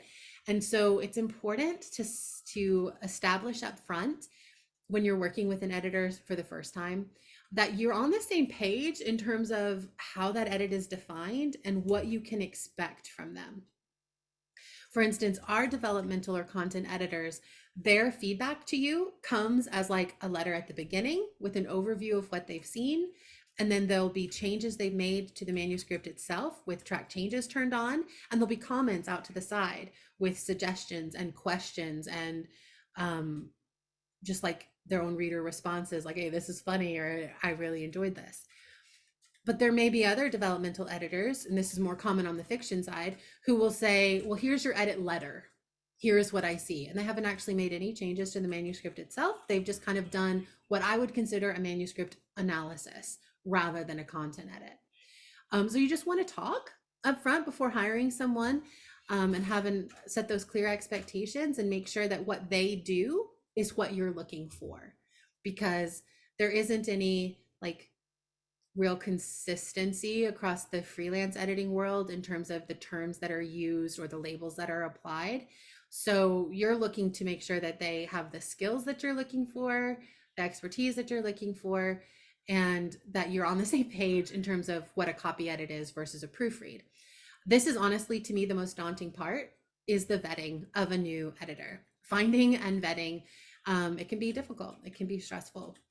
I knew that when I worked with new clients that they found it stressful, and I tried to make it as easy as possible, but it feels like a very high stakes decision. So it's okay if it feels that way to you as well.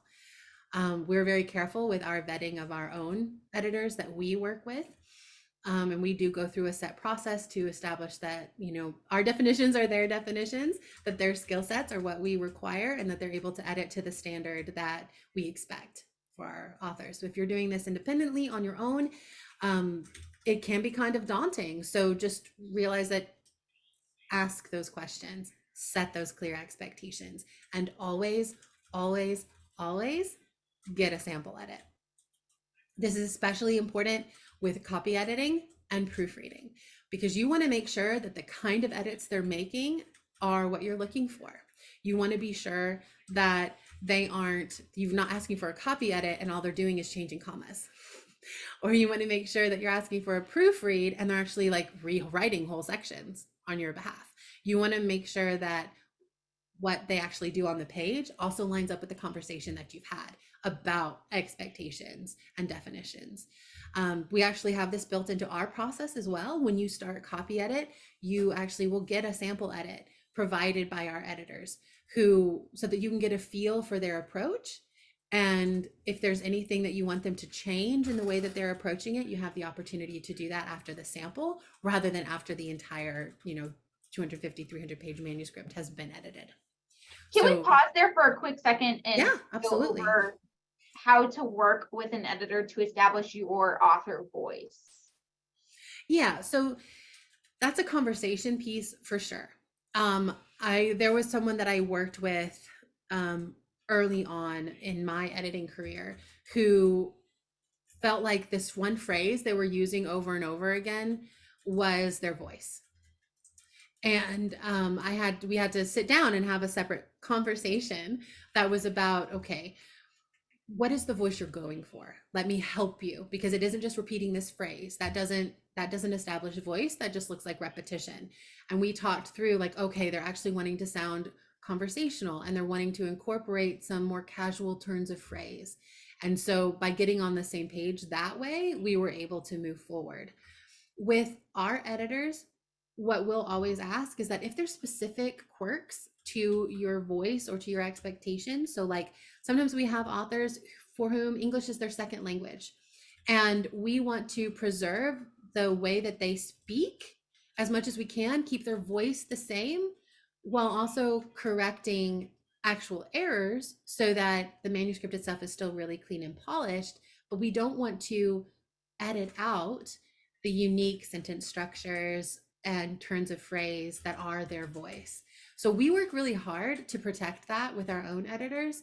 But if you are working with a new one, that is definitely a conversation to have as well. To say, hey, you may see that I like lapse into these kind of, maybe you insert some, some Cajun speak in there if you're from Louisiana, and it's some turns of phrase that they really might not recognize, or, maybe you want to toss in a Lord willing and the creek don't rise if you're from Mississippi like I am. And you need to establish early that like you want to keep those things, but would you please make sure they work and that they're doing what I want them to do. And then of course, if you get your edits back and you feel like they're erasing key things that make you you, and that they're changing your sentences to a way that doesn't sound like you, reject those changes, because you're writing a book that only you can write in the voice that only you have, and protecting your voice is really important. So establish it early and then check for it as you go through. Don't just blindly accept everything. It's your due diligence to make sure that it continues to sound like you as you go through. It's a good question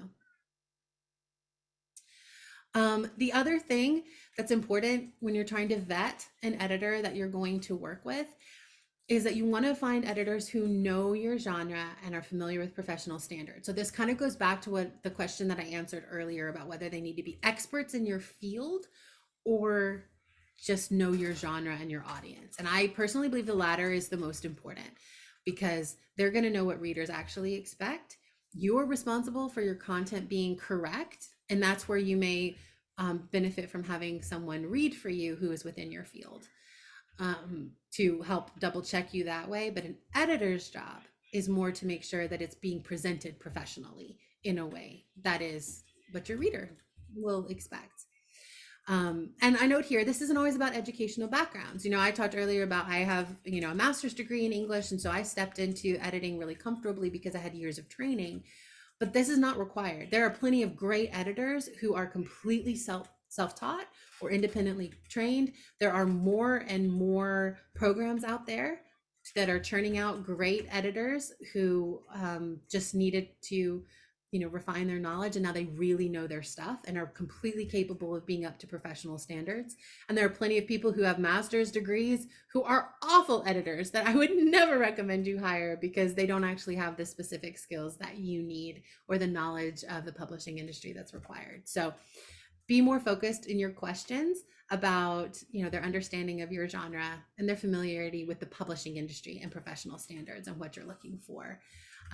It's more important than education. There can be licensing and programs that can have gone through that would increase my confidence in them, but it isn't so much about having completed certain degrees or anything like that.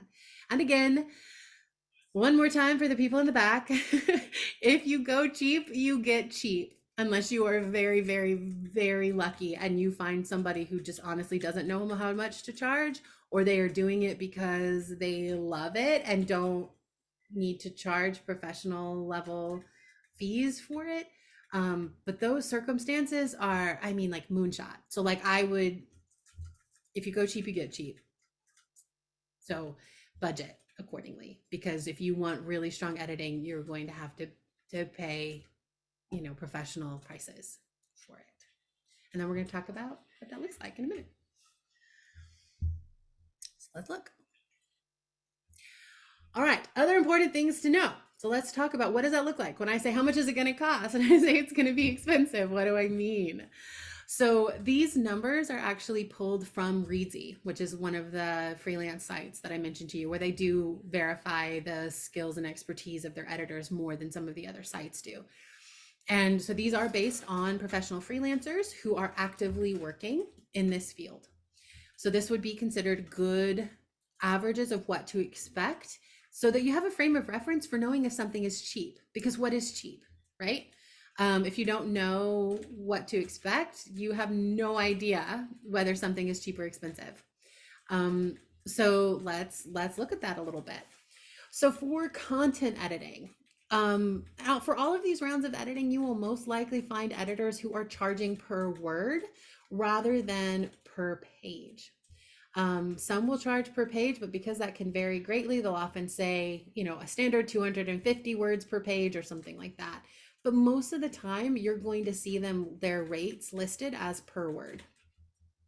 So for content editing, it is a range.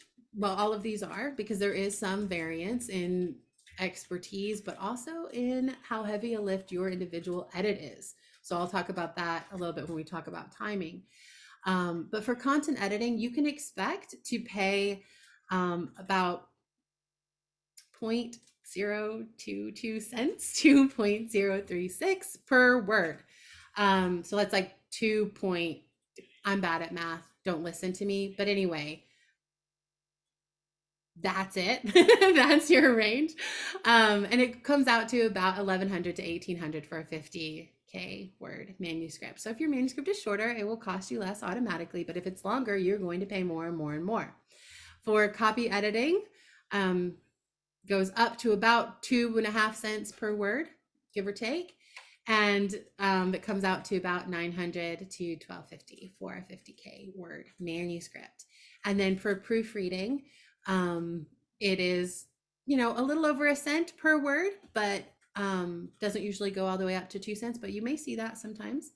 And it'll come out to about $650 to $800 for a 50K word manuscript. So where are you going to fall as far as this financial range goes? Some people will have a set number that they will tell you, but a lot of individual editors will also present a range to you. And the reason for that is that if your manuscript, when it comes to proofread, is really, really clean and requires less time and effort from them, then they will likely charge you a lower rate than they would if you present them a manuscript that honestly really needed more copy editing, and it's have a really heavy lift for them and they're having to put in extra time and extra work. They're going to charge you more. So that's what I was talking about earlier when I said that if you go through that self-editing, that revising process, and you really put a lot of effort into it, that you can save yourself time and money later. This is what I'm talking about. That you will find that you will require, you pay less and it'll take less time if you are presenting a cleaner, stronger manuscript from the beginning for each round. And then in terms of how long it will take, this is a difficult one. I kind of went back and forth on even putting timing on here for this, because it does vary greatly in the freelance or independent editing world, because a lot of it has to do with their own availability and bandwidth and client load. So, but roughly speaking, a content edit will likely take 1 to 3 months if you're hiring a freelance editor. If they're really not busy at all, they may go much faster, but you can interpret that how you will. Why aren't they busy? If it's a copy editor, 2 to 6 weeks roughly, but it also depends on how long your manuscript is as well, right? So if you have a 175 word manuscript, you can double or triple most of these times that I'm talking about here. And then for proofreading, I would say probably 1 to 3 weeks, again, depending on the shape of your manuscript and how busy they are and how long it is. All of those things factor in. For us, our content editing takes 2 to 3 weeks. Our copy editing takes 2 to 3 weeks, and our proofreading takes 1 to 2 weeks. So we try to be very efficient. We only work with editors who not only have availability and bandwidth, but who also have proven their ability to perform very highly and very efficient turnaround times. So these are more averages. They could definitely extend much, much longer on the outside. But even within our own system, if you have a really, really, really long manuscript, our turnaround times will also double and triple because you can't do it that fast. It's too much. Your editors need time to process and work on it fresh as well. So that is just to give you kind of a general idea of what to expect in terms of financial and time investment outside of our process. Obviously, within our process, the cost is included in your membership, and then we have our own set timing for how long things take. And so then just as a reminder, because part of what I said I was going to talk about is the timing of things. So just as a reminder, this is the order that I would recommend if you're looking to do this on your own, that you self-edit and revise first, then you go through content or developmental editing, then you go through copy editing. If you want to hire a fact checker, I didn't list that on the previous page because this is a harder thing to hire a freelancer for. As I was preparing for this, I realized that, this is something that we've built into our system, but it's not as easy to just go on Upwork and hire a fact checker. So you may end up needing to skip that stage or hope to find a copy editor who also has those skills to be able to help you with that. And then lastly, you save that proofread for the very end after you've gone through every other round of editing. And that brings us to the end for me. Yeah. Do you Thank you, have Elissa. questions? Yeah. Oh, we definitely have questions. Don't you worry. But first, before we get to questions, let's take a second and think back about all of this info that Elissa has provided us and put your favorite takeaway or something that you have learned from today's presentation in the chat. And we are going to choose our favorite one for a prize. So what is your favorite takeaway from today, or what is the best thing that you have learned? So, and we actually may not have time for all the questions, so I apologize if we don't get to all of them. We will try. So let me go back while people are putting in their favorite takeaway. Eric had asked, can a skilled editor do both fiction and nonfiction? Yes, definitely. But it's not so much that they are more skilled, it's that they have two independent skill sets. So when I was an editor, I definitely did novels as well as nonfiction books. I enjoy both very much, but they are two different skill sets. And you are looking for different things in a fiction novel than you are in a nonfiction novel. So it's not a concern if an editor says, hey, I do both. Just again, have that conversation to make sure that their fiction or nonfiction skill set is what you're looking for. Perfect. Now this is something Liz actually messaged me that she had to go, but I thought this would be interesting to touch on anyway. Sure. How much market analysis do you recommend before content editing? She said, it seems like marketing should be considered at the ground level. And she said, that's something that Book Launchers does well, but to go back, how much market analysis do you recommend before content editing? I think it really does depend on what you're doing, like what the topic of your book is. But I think it can't hurt. You definitely want to do it around content editing. You may even want to incorporate it into that content edit revision step for yourself. There are some books for which market analysis is really, really important to understand exactly where and how you're going to position yourself. And then there are others like memoirs where it's less important. You are telling the story that you have to tell, and we will figure out angling and things like that for marketing at a later time. But market analysis, I would say incorporating it around the content edit stage is good. You don't want to do it too early because you need a completed manuscript to have a good idea, but also you don't want to falsely influence your content by trying to necessarily fit into something specific unless you are actually actively trying to participate in one specific conversation in your market. and then you want to do it earlier. So it kind of just, it really does 6 of one, half dozen of another. But definitely around content edit would be a good time to be looking. In our process, that's when we do it. Perfect. Now, this is a question that we didn't come up with yet, or that we didn't voice yet, but what system do you recommend to work in for a manuscript? Like Google Docs, Word, what is That's the a fun best? question. Yeah. So Word is great. It's especially great if you're working with editors. So when you're at the point where you're needing to send documents back and forth, Word is excellent for this. In our system, we use Word exclusively with our editors. And part of that is because moving between multiple programs like Pages or Google Docs can create issues down the line when it's actually time to go to layout. And that's more technical stuff, but just Word is great. It can be awkward for really large projects during the drafting phase, however. So a lot of people love to draft in Google Docs. A lot of people love to draft in Scrivener, which is a paid program. It's one I've used myself. It has great resources for managing your research and for breaking things down chapter by chapter. And I currently use a program called Dabble or Dabble Writer, which I love partially because it has dark mode.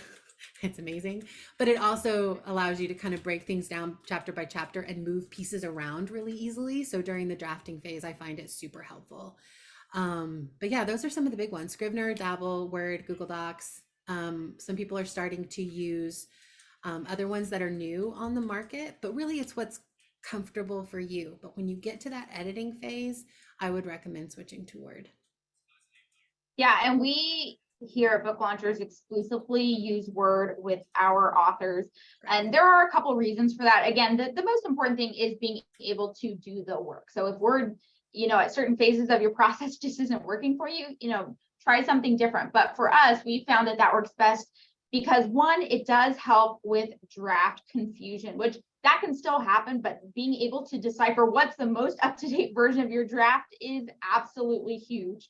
You don't want to go back and edit a previous version of your draft and then realize that was not the most up-to-date and you've added content or whatever it is, Right. because that can be a nightmare. Also, it can, you would really want to have, if you do work on a shared platform like Google Docs, where you could be in there yourself and your editor be in there editing, it can be a little confusing if you're going back and adding things in there while the editor is currently working. So I would recommend, having a clear line of either, if you are doing that, either having sections that they are solely focusing on and you are not looking at those sections, or fully releasing that document to them to edit. Because again, same thing, you don't want there to be confusion and for them to have edited a section when you went back and you changed something in that section. So any thoughts on that, Roy or Elissa? Yeah, no, I think you're exactly correct. We keep a copy of every version of your book as you go through. But yeah, for draft confusion, like I said, Word is great. It also makes sure if you're not going back and forth between multiple programs, and make sure that you don't lose any edits or changes.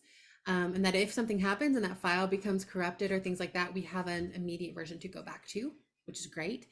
But yeah, I was thinking more like in the drafting process as you're preparing for editing, that these other programs can be really nice, just depending on your own personal workflow. Okay, great. We do have some more questions. So Olivera, I hope I'm pronouncing your name correctly, had asked, what about a plagiarism check? Yeah, so the fact check does a lot of that, but we also have our content editors and our copy editors are also helping with that. The first round of defense for us is content edit. They will absolutely be checking to verify that the work is yours. And different content editors go about that in different ways, but plagiarism is a big, scary thing. And we want to make sure that both intentional and unintentional plagiarism is protected against. So I definitely, if you are concerned about plagiarism within your own manuscript, that if you're working with an independent content editor or copy editor, I would let them know that you're concerned about whether you have presented your borrowed information correctly. And then just as a rule of thumb for you, just make sure you aren't just copying and pasting things from other sources without giving proper credit or citation, because that will get you in trouble, because that is plagiarism. Awesome. Thank you. And we do actually have our prize winner, which I will go ahead and announce because I'm not sure we're going to get to all the questions. We're going to try, guys, but the favorite takeaway, our favorite was from Aubrey Hudson, and yours was, I appreciate the order of operations in the editing process. I think clarifying the editing steps and to not skip was the most helpful of all. So Aubrey, I will message you directly in a minute with instructions to claim your prize. Yay, So Aubrey. thank you. Great. And we have just a couple more minutes. So I'm trying, guys. We still got lots of questions coming in, which I had a feeling would happen. Okay, let's see. So Cindy had asked, once this process is done, can the final product be used in more than one format, meaning like hardcover, softcover, digital? Yes, absolutely. It is the same manuscript. There are differences in the layout itself in terms of like the technical specifications, but as far as the edited manuscript itself, yes, you can use the same version for all of those, and you should. They should be the same. And excuse me, that actually goes perfectly with Aubrey's question that she had posted, saying that she used a fully formatted template from Book Designers in Word. Does this make the transition to export to a PDF better or unnecessary? It can be helpful. Absolutely. Our designers actually work in Adobe InDesign for the interiors. There are other programs that can help, like Vellum is a great one that you can purchase that works for it if you're doing it yourself. But yes, there are plenty of people who format things in Word and then export. And yeah, so following a template to make sure your headings and subheadings and all of that stuff is correct will make it export more cleanly, for sure. Perfect. Okay, awesome. And I'm just scrolling back. I'm trying to be turbo, guys. I know, me too. I know, and there's some that I'm like, oh no. Okay, so let's see. There was one just very briefly, because this was the comment about like, oh, opening a can of worms. So just very briefly, Sure. Elissa, Roy, any of the three of us, what about Chat GPT / which I haven't heard of this one, Open AI? Mm-hmm. So this was going back to the beginning when you were talking about using AI and just different systems like AI systems to work in your manuscript for you. What are your thoughts on that? And this is still very new. So what we're saying right now, we're still learning about this. Absolutely. Ourselves. I think this is a conversation that will be ongoing for a little while. And I don't know enough about these programs or how the material is generated to speak on it from like a legal or philosophical perspective. But from a practical perspective, this has come up in my writing group just in the last couple of weeks. And the general consensus is it can be really interesting for generating ideas or writing prompts or really, really rough material to work from, but you are not going to use one of those things and then hop straight into professional editing. No, it'll require a great deal of reworking and rewriting if you choose to go that route. And again, you're going to run into the whole, you're going to have to write in your voice and your intended tone and all of those kinds of things, because the AI is vastly imperfect when it comes to those human elements of something. But the general consensus in my group was that it's interesting for writing prompts, or if you're struggling with an idea for something, to feed that into it and see what comes out back. It may inspire something, but I don't know anyone who has used it to generate true long form writing with any success at this point, but it is all very, very new, of course. Perfect. Thank you. And that brings us right to the top of the hour. So we are going to wrap up momentarily, guys. Thank you so much for joining us on this Saturday afternoon. And I just want to say thank you so much for all the interaction in the chat. There were some really great ideas pushed back and forth, some comments, questions. Like, this was just very interactive, guys.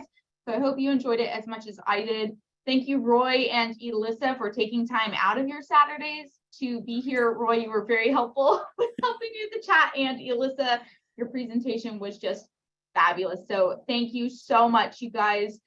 We will be having another deep dive this upcoming month. I don't have the calendar pulled up in front of me right now, but if you are subscribed to our newsletter, which if you're here, you are, then you will be getting another invite for our deep dives in the future. So Roy, Elissa, any last words before we head off for the weekend? No, just thank you guys so much for coming. I could definitely talk about editing for another couple of hours. So thank you all for being here, and understand that this is an emotional process. I know I see a couple of things in the chat to that effect, and it absolutely, absolutely is, and it should be. If you are not emotionally invested in what you're working on, readers are going to be able to tell. So it's painful sometimes, but that emotional investment, that care will make a difference on the reader side. So be encouraged. Absolutely. And it can be fun. You're polishing up your work. It's great. So you're going to end up with something that you can be proud of and that you can show off to the world, and you go from there. But thank you everyone for joining. It was wonderful Yeah. seeing all your faces.